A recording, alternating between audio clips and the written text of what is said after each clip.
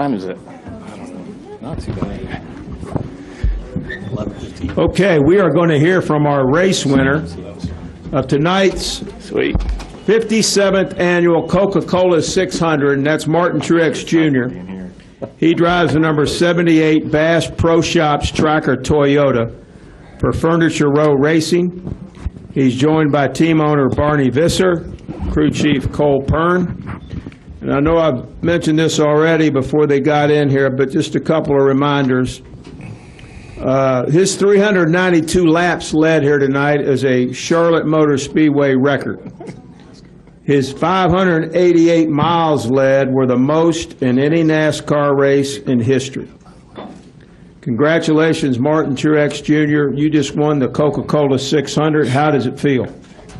Feels good. Feels hard to put it into words, obviously. So just really excited for my team. Really excited that Barney was here tonight.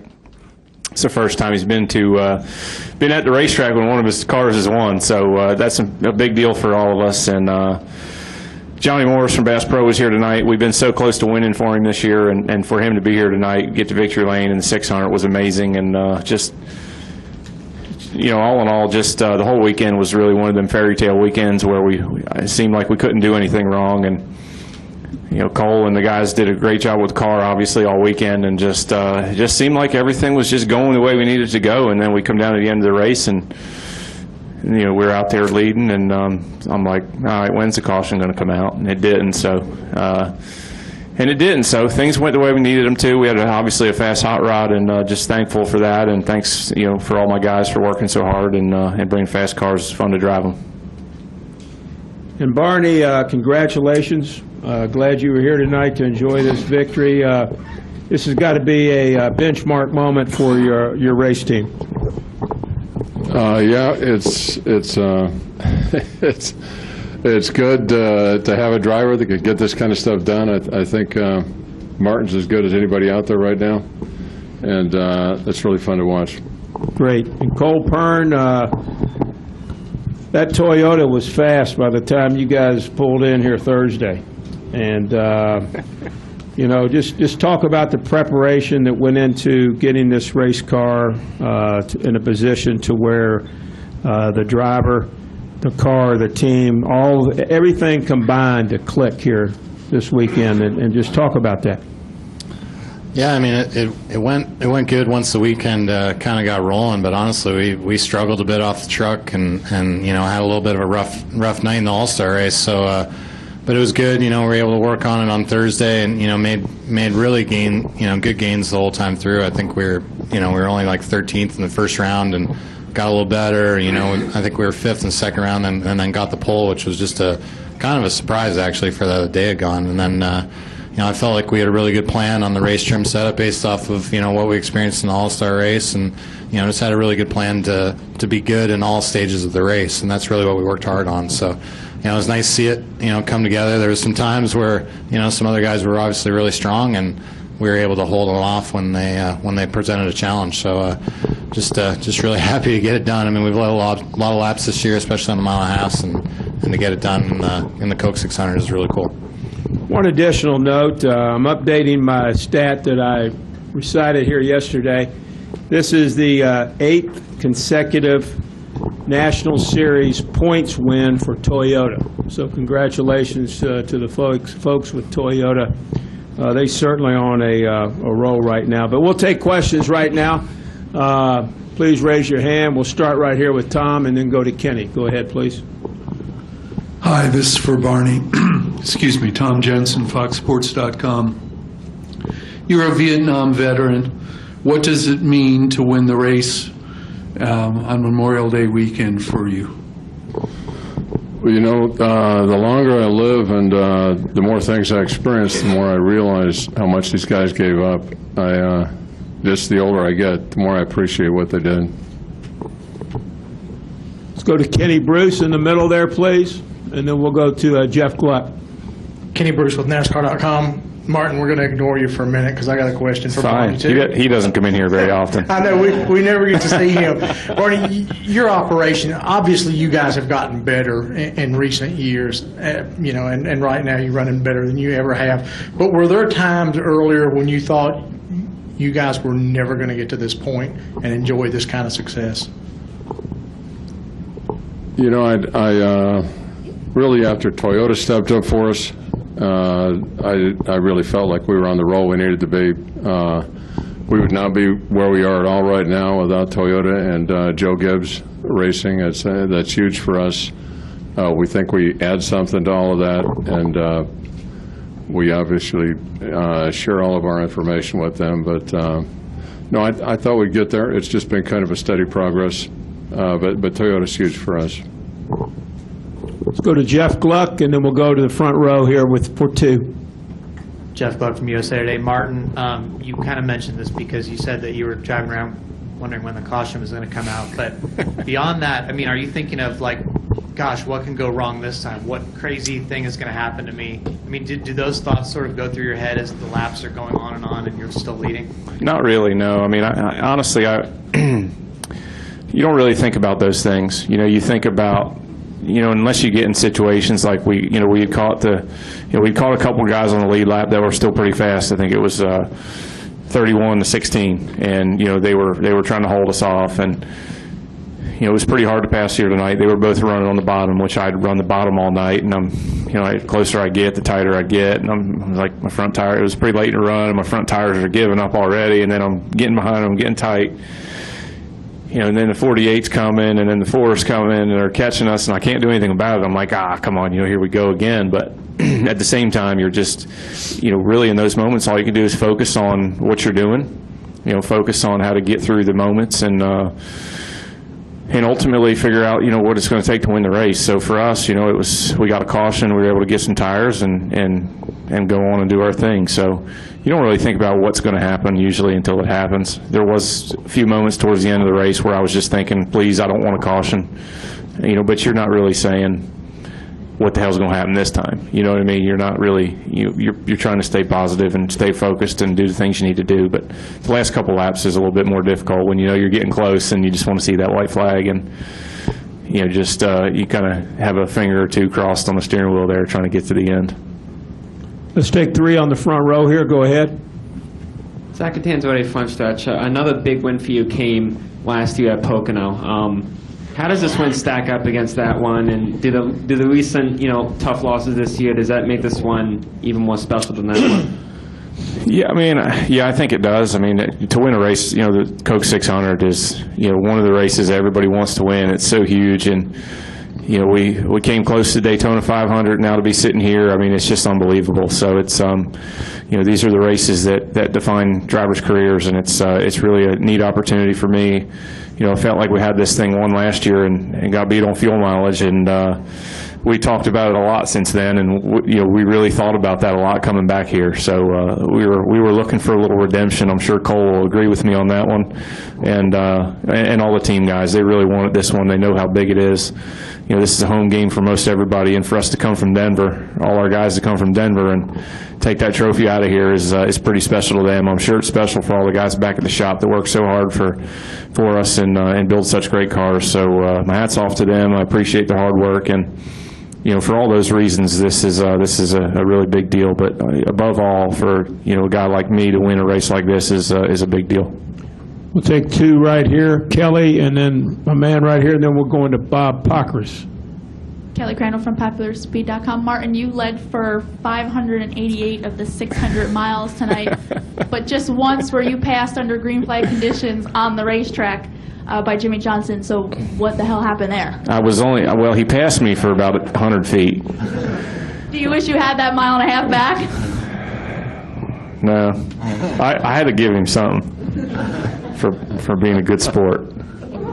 I just wanted to give him a taste of what it might feel like to lead this thing. No, I'm just kidding. He just, he got a good restart, and, he kind of side drafted me around 1 and 2 and was able to, kind of pull out on us there for a second. And then I was able to get the side draft back off his quarter panel and pass him going into 3. So just one of them deals where he ran real tight on my door through 1 and 2, and generally just, that changes the momentum from one car to the other. I was a little worried at that point because if, a lot of times in that position, you get loose, the guy on the bottom will get loose, and I was hoping he didn't run me super tight, so, and try to get me sideways, and he gave me enough room to hang on to it, and I was able to make the pass, so. I can't believe we led that much. I mean, I was just out there running, and the laps are clicking off, and it's like, dang, halfway already. Usually in this race, you get halfway, and they're like, oh, it's halfway, and you're like, oh my goodness, like seriously, that's it. We've been in here forever. But the race it went. I guess because we were leading, and because there was not a lot of caution laps, and we went green for so long, it went by quicker than normal, and. Next thing I know, there was 100 laps to go, and I was like, holy crap, there's only 100 laps to go. Next thing I knew, there was only 50. So the race went by really quick, and I guess that's because we were leading and, things were going well. Okay, let's go to Bob Pockris right there in the middle, then we'll go into the press box. Bob Pockris, ESPN. Could you tell that Barney was excited at all before it being his first victory? It was pretty tough to see it, but it did come out for a few minutes. How so? It was the most excited I've ever seen him. I'm pretty sure he even hugged me. It's just, honestly, it was great to see that. We're so happy to have him here. He does so much for this team, for Cole and all the guys. He truly, really and truly treats them like family. And I know it's really a big deal to all those guys to get to share this with him tonight, so we appreciate it. And for Cole, did the team go back and forth between the All-Star race, or did they all stay out here? Yeah, we went back and forth. I think we got home maybe 5:30 a.m. Sunday morning, but we were right back. We pretty much had one day to go over, one day in the morning, I guess, to work on the 600 car before it had to come out. So then we actually came here and worked on it till about 9 o'clock Wednesday night at Gibbs, just trying to get the last little details and upgrades on it before we got here Thursday morning. So they're busy weeks, but it was definitely a short turnaround with having to qualify on Thursday. Let's go to the press box. Tony Bullock. Okay, Tony Bullock for the Courier Tribune. This for Barney. Talk about the success of this team. I mean, you've had Regan Smith at Darlington. You were so close to success last year with Kurt Busch, and now Martin, and you're running so good right now. Just talk about being a single team so far away, bucking the trend, and not being here in Charlotte in this area. Yeah, well, it's been a kind of a steady progress. We started, pretty much with nothing, and we're able to gradually attract drivers that could get up front and win. Kurt was big for us. He showed that our equipment was pretty good. And Martin obviously stepped in, and I think he's proven to the whole world now who he is. He's led a lot of laps this year, and it's just been a steady progress for us. Stay up in the press box. Go ahead. Martin, this is Thomas Pope from the Fayetteville Observer. Is this the closest you've felt like you had a dominant kind of car comparable to the way you just ripped the Xfinity Series up in 04 and 05?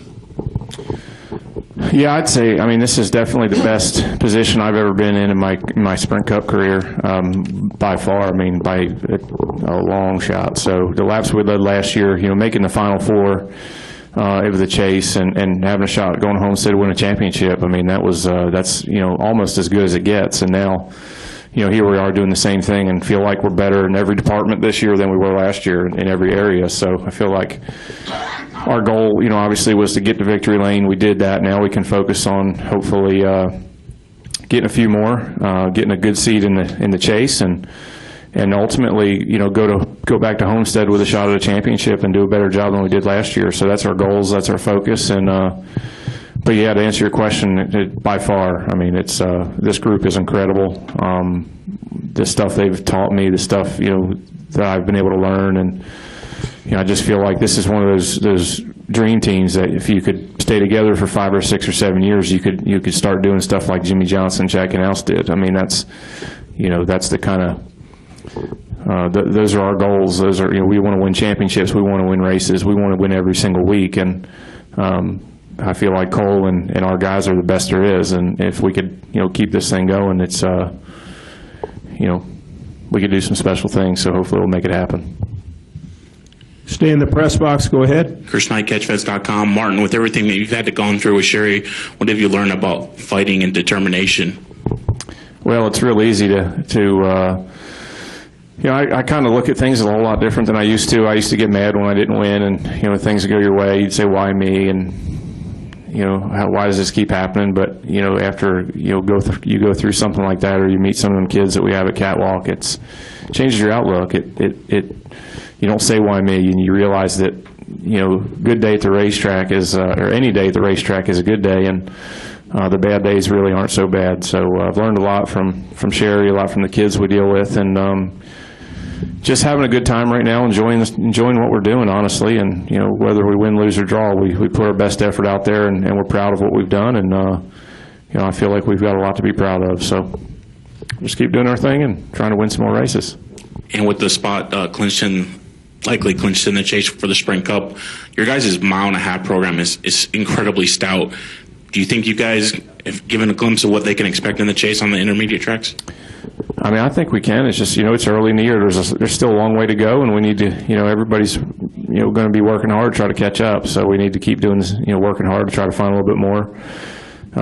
Dover's mile track, I thought we were pretty good there too. So we've got to work on our short track stuff a little bit. I think that's really the only place we've been off a little bit so far this year. Restrictor plate stuff's been pretty good. Downforce stuff's been excellent, and we've been off a tick on the short track. So we'll see what we can do. Any other questions in the press box? Okay, let's go to Jim Utter. Jim had a question. Then we'll go back in the back. Jim Utter, motorsport.com, for Martin and also for Cole. Martin, you repeatedly said over the last several weeks that one of the comforting things was the fact that no matter what the outcome was, you knew you had a fast car and a team capable of winning the next time you came to the track. Just over these since the season started, is it been more comforting knowing that, or more frustrating having gone through the issues that you've gone through? It's definitely been a positive for us. No different than last year. I think that, for us leading laps and doing what we were doing, and honestly feeling like we were a few steps ahead of where we were last year, I think was a positive thing for us, and we never looked at it like negatively and said, man, we got to win, or we're never going to get a chance. I think it was a positive thing. I think we took it in stride and continued to work hard and just, looked at each week as a new opportunity. And certainly we did that here tonight. So I think it shows a lot of the character of the team. We've got a really tight group of guys that work really well together and have a lot of confidence in each other. And it's good to see that they never give up, and they just keep fighting, and they work hard, so they deserve winning. Let's go back in the back and take a couple from, yes, I'm sorry. Go ahead, Cole. I don't remember what the question was.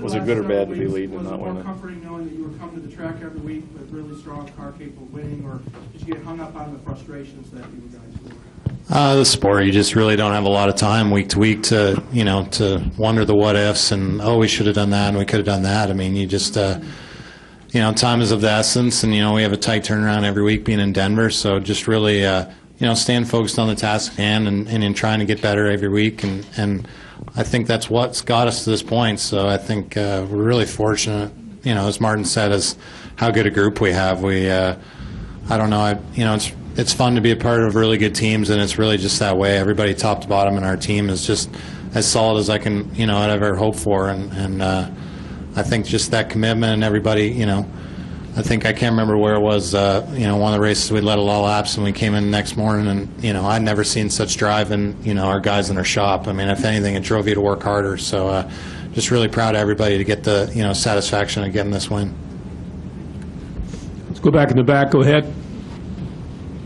Zach Lang, ESPN Radio Albuquerque. This question is for Cole, actually. After Kyle Busch's win at Martinsville, they asked crew chief Adam Stevens if a victory, now that you have pretty much a spot in the chase secure, if it allows you to open up the playbook more, and he responded, it's going to open up the playbook. It won't be every weekend, but there will be situations in which we can do some pretty drastic stuff to get to victory lane. Do you share that same sentiment? Yeah, I'd like to think so. I'd like to, somehow screw somebody else out of some wins here before the year's out. So Adam's pretty good at that. So I just, he's a really great guy. Honestly, I've learned a ton from him and handed him a couple races this year. So hopefully we can flip the switch and do it the other way. Right next to him, Dominic, raise your hand, and then we'll go to Jacob. Dominic, got to go on the racingexperts.com for Martin. You've led now 809 laps through the first third of the season. Can you just talk about that, what that means to you this early in the season and to lead that many laps through the most of any Sprint Cup season at this point? It's just awesome. I mean, it's incredible to think, to see what we've done, and that's what every driver wants. It's whatever, we all want to be in that position. We all want to go to the track each and every weekend and know we have a chance of winning. Run up front, lead laps. It's so, I can't even tell you how much more fun it is, obviously. So, hopefully we can keep it up. It's early in the season, like you said. There's a long way to go. We're going to keep pushing hard and keep trying to work towards, like I said, that championship goal. So, fourth last year, we want to do better this year, and we're just, leading laps is great, but we need to start winning some more and hopefully put ourselves in position to go for a title. Let's go right here, and then we'll come over to Jerry. Jacob Seelman, Race Chaser Online. I've got one for Barney in a minute, but Martin, first off, Sherry mentioned in the post-race interview that she gave on Fox that she kept pushing you, kept telling you through races like Daytona, Texas, Kansas, just kept pushing you to get through these because the better times were coming. Between all the races that you've been so close in this year and everything that she's kept pushing you with, what has that built in your character over the course of this first third of the season? Well, I think, with her, it's always nice to have somebody there that tells you you're going to be okay. Everything's fine. It's just, I would say it was more so a few years ago where she, probably was more of an influence than she is now. Now I think that, again, because of what we've been through and all the stuff that we've been through, outlook has kind of changed. And even last year, I really, all the stuff we've been through on the racetrack really didn't bother me much. It was just, that's, that happens. We'll come back next week and try. So this year it's just been, constant little reminders of, you guys are pretty awesome and you're gonna win a bunch of races. So it's always nice to have somebody with that confidence on your side, and obviously it means a lot to me. As far as next week, we know what you did at Pocono last year. Going there with this win in the back pocket the way you did, how much does that bolster you in seeking a second one? Yeah, I'm looking forward to it. I love racing there, and it's a really fun, unique racetrack, and we tested there a few months ago and thought it went pretty well. The fall race, or the second race last year there, we had a pretty good run, and felt like we had a shot at winning, kind of got messed up on a fuel mileage deal. So hopefully we'll go back there and repeat. It'd be a great place to win again. I love the folks up there. Got a lot of fans up there. Enjoy the area, and looking forward to going to Pocono. And Barney, the switch this season was the one everybody was talking about. You guys going to Toyota, teaming up the technical alliance with JGR. The performance that you guys put on tonight, as unbelievable as it was, is this the kind of performance that validates that manufacturer switch? And if so, in what way for you? Well, I know a lot of people were critical of the change, and but it was just something we had to do, and I think this does validate it. I think we were validated as soon as we started leading laps this year, and Martin is very familiar with Toyota, and Gibbs, those guys have just been a dream for our guys to work with. Like I said before, none of this happens without Toyota's support and Joe Gibbs' support. We're thrilled to be working with them. Let's finish up right over here. Actually, we'll go to Jerry and finish up with right over here. Go ahead. Over to you, right. Jerry Jordan, former Station Network and Kicking the Tires. Martin and Barney, you heard Kerry talk about the numbers and the stats. You guys just etched your name in the history books that it probably won't ever get beaten again. Can you elaborate on that? I don't even know what to say. I mean, like I said, it's insane to think about. Nobody else has ever done that. There's so many greats in this sport, so many huge accomplishments that are in the record books, and for me to be on one of them, it's just incredible. So I'm really proud. I'm really proud for our team. I told Marcus and Victory Lane, I'm really sorry I stunk up the show, but I was not about to let off, and I really wanted to get this win. So I don't know, man. It's really cool. It's a neat thing. It's a neat thing to be able to do that, and I think without green flag pit stops, we would have led even more than that. So it's kind of crazy to think about. But like I said, the time went by fastly, and the laps clicked off quickly, and it was definitely one of the shortest feeling 600-mile races I've ever been a part of. Finish up right over here to the left. Martin, Dick Cox with Cox Sports. Did you feel like on the final caution and restart that if you could get a clean start that maybe you could drive off and leave them after that? Well, that was my plan. I'm glad it worked out because here we are. So, anytime you're up front, that's what you want to do. You want to, figure it out. But it was close. Like I said, the 48 got a good run around the outside and just about had me cleared off of 2, and was able to get back by him luckily. So I don't know, just it all worked out for us tonight. You try to put yourself in those positions each and every weekend, and try to do that on every single restart, and it just doesn't always work out. Sometimes you don't have the car. Sometimes somebody else's car is just that much better. So just put it all together tonight, and feels damn good. Final question, Kenny Bruce. If you could raise your hand, Kenny, we will get you the wireless microphone, and you can ask the last question. Martin, there was talk on TV earlier in the race when they thought you maybe had a tire going down or just about to lose that. Were they trying to jinx me? I don't know what was going on, but was there anything happening out there? No, there was one time I think where we had a tire that had a little bit of cord showing or something, and it felt I got tight, but it wasn't like anything crazy. We were getting ready to pit, and we pitted a lap or 2 earlier. Right, about a lap away from blowing right front. Yeah, we were a lap away from blowing right front.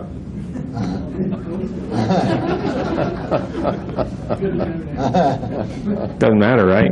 I wasn't going to tell him that, but it was close. I was like, man, I don't know what happened. I just got real tight. And he's like, pit. Okay, so I pitted, and he's like, the tire wasn't looking too good. I was like, all right, that's cool.